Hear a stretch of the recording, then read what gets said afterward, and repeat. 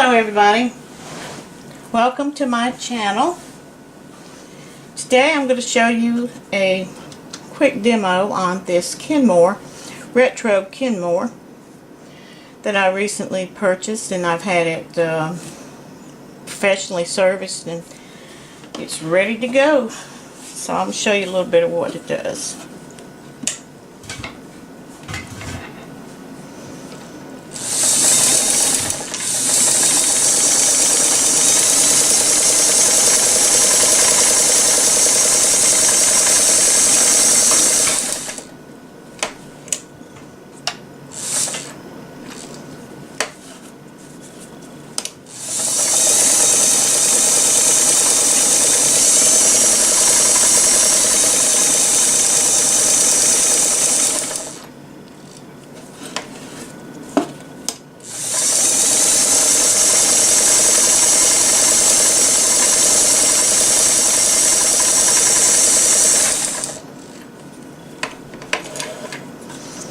And that's just 2 layers of cotton fabric.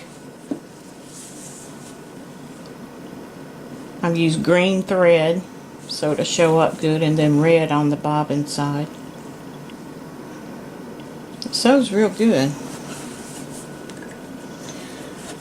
Now, this machine will easily take more than just 2 layers. That's just what I'm using right now.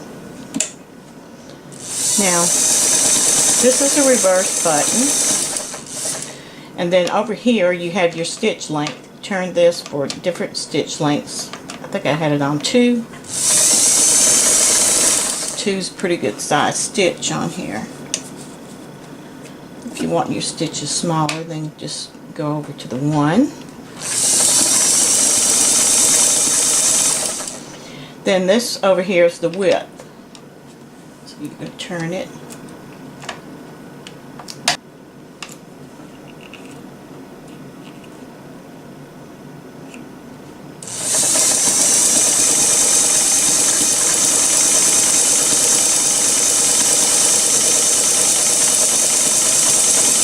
It also has stitch length here, so I'm not quite sure why it has both, but it does have stitch length there also. And this is a heavy duty machine. It does sew real well. That's a little bitty stitch. And naturally, the longer your stitch, it can sew faster if you want it to sew faster.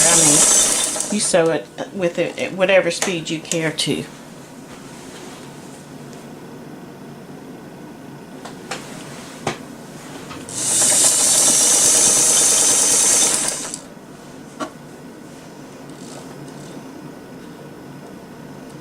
think it's a pretty nice machine, actually. So, let's see what else I can tell you about it. It's pretty basic. This is cool right here. When you want to put it up. Put that up. There's another one over here on the other side. I don't know if you can see it. Over here, it's where I have the bobbins. Okay, now I'm going to show you how to fill a bobbin on this thing using this machine. You have to have this size bobbin. It's an extra wide bobbin. And it will go, well, pretend this is empty. I can't show you because I don't have another empty bobbin. But pretend like this is an empty bobbin. If it's going to go down with it full. But you would put your bobbin, your thread up here, and then bring it over here. And then you would have it started on your bobbin, or bring it down this way. And what you're going to do is loosen the wheel on the other side here, and then hit your foot pedal, and that's going to wind it up. But now to use this bobbin winder, like I said, you have to have that certain. That's one thing that they did. So a lot of these retro machines, if you don't have the right size bobbin, you can't wind it in their bobbin winder, the built-in bobbin winder on the machine. But that's no problem. You can get those little cheap bobbin winders and use that to wind your bobbins.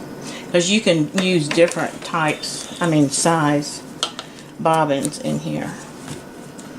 Just because you can't use it on the bobbin case doesn't mean that you can't. Your bobbin is down in here.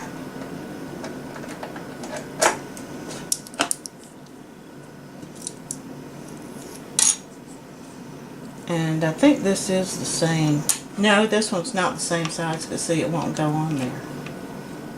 It's slightly different.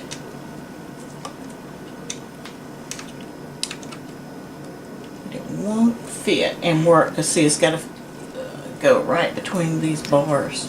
That one won't work. But you can't, like I said, you can use different bobbins in here. Let me show you something else about this machine. If you don't have your bobbin in right, it's not going to go in there.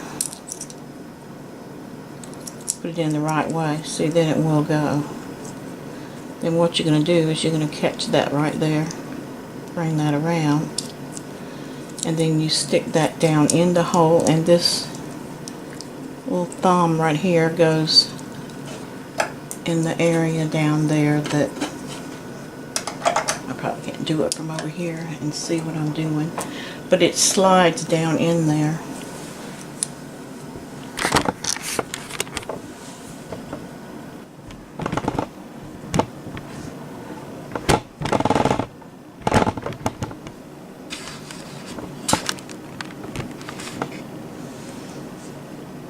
Alright, let me see if I can show you something else. I can't do that from here.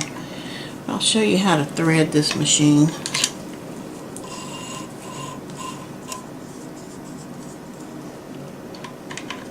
I don't have a manual on this machine. I'll try to find one. Go like that. Go through here.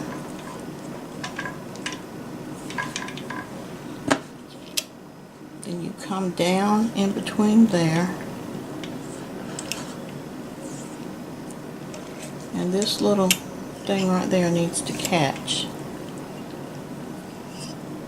I can't quite see what I'm doing myself. See how that catches right in there? From this angle, I can barely see what I'm doing. Okay, then you're going to run this little hole right there, through there, bring that through there, loop through that loop, there's another loop right back here, and then you're going to thread your needle this way. And I'm not going to thread the needle right now, but I just wanted to show you basically. I've noticed with this machine a lot of times you might have to kind of start the wheel like that when you get ready to sew. And it might be just because it hasn't been sewn on a lot, it's fairly new.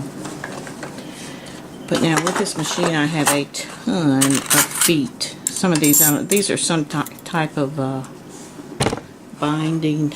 Can you see those? Different types of binding feet. There's several of those in here. So you've got a bunch of feet to these. There's also a ruffle attachment. I don't know if you've ever used a ruffle attachment. Those are cool to have. That's your seam guide. That's another. Oh gosh, what do you call that?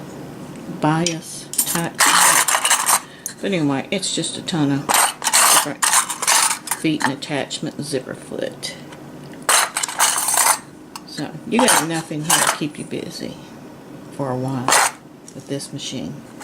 So anyway, that's this machine. I wanted to give you a quick demo of it, and it's going to be going up on my Etsy shop and my eBay shop for sale.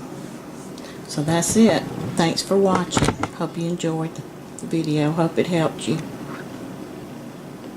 Bye for now.